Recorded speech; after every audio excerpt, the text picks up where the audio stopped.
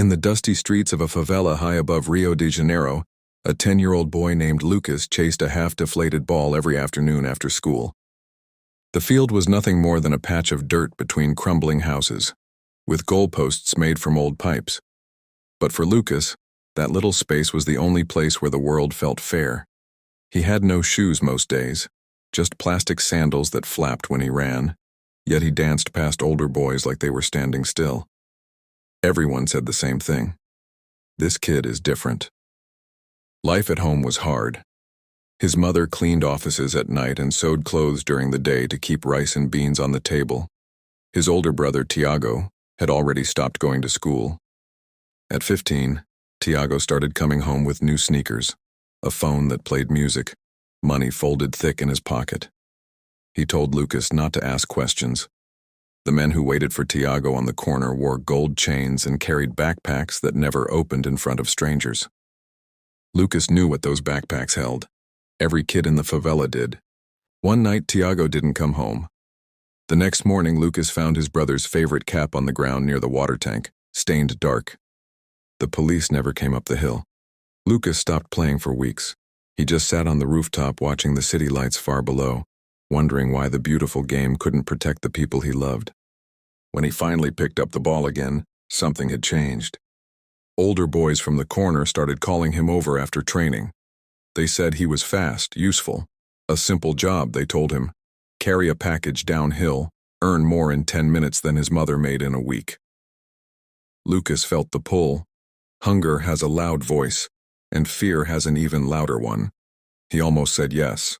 But that same week, an old man everyone called Soze showed up at the dirt field.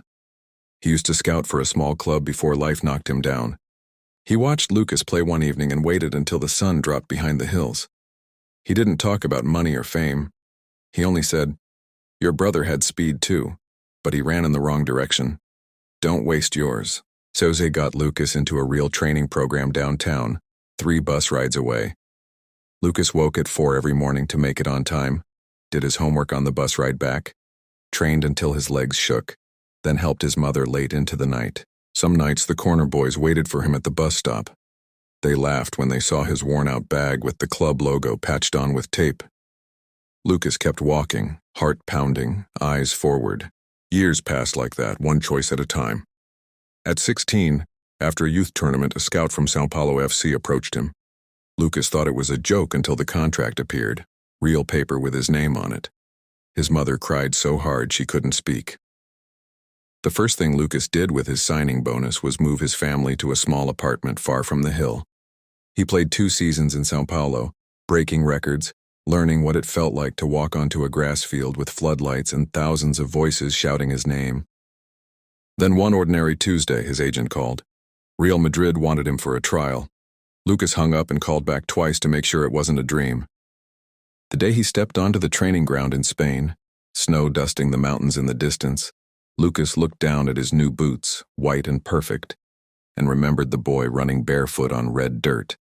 He thought of Tiago's cap, of his mother's tired hands, of Soze, who never asked for anything in return. Lucas made his debut for Real Madrid 6 months later. When the camera found him during warm-ups, he pointed to the sky, then pressed 2 fingers to his heart.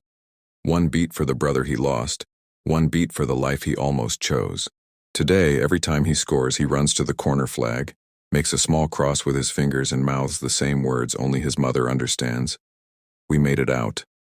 And somewhere high on a hill in Rio, kids still play on that same patch of dirt. Sometimes a new pair of boots appears by the goalpost, left there quietly with a note, "Keep running in the right direction," from someone who knows how narrow the path can be.